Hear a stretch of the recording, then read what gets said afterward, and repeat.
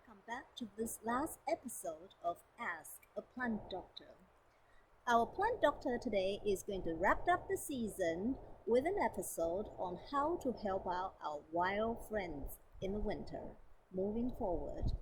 Now, we thank you for watching and we thank you especially our plant doctor for sharing his horticultural wisdom so freely with us. Until next year, happy gardening. Hello. Well, today we're in a garden with lots of beautiful flowers. It's towards the end of the season, but there's still lots going on. Lots of beautiful flowers that we're seeing here that are food and forage for the pollinators that are so important to a productive garden.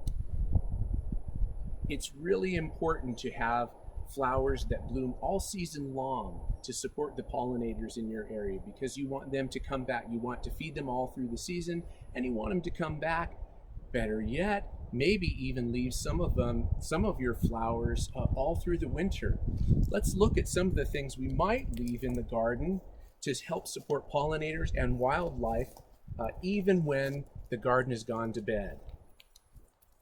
If you grow sunflowers, you can leave the stalks standing and leave the seeds for the birds, but even flowers like these provide seeds that smaller birds like chickadees will eat through the winter.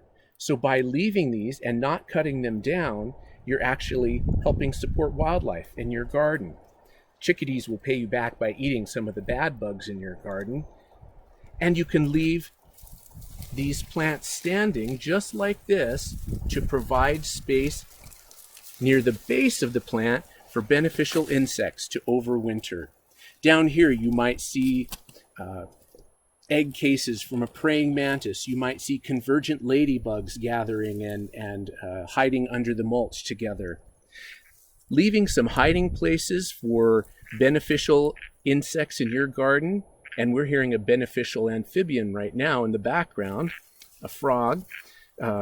Leaving shelter for those unpaid garden workers in your garden is going to benefit you. And it also helps you not have to clean up so much in the fall if you leave some of these there for wildlife. Now, I know some of you are probably very fastidious gardeners, and it's really hard to have an untidy garden. So for those of you who just can't leave a big tall flower stalk like this all winter, maybe pick one part of your garden that you don't see every day and leave that a little bit unkempt. Don't cut the plants down. Let the insects find shelter there, and then you can tidy up the rest of the garden so that you don't have to worry about the mess.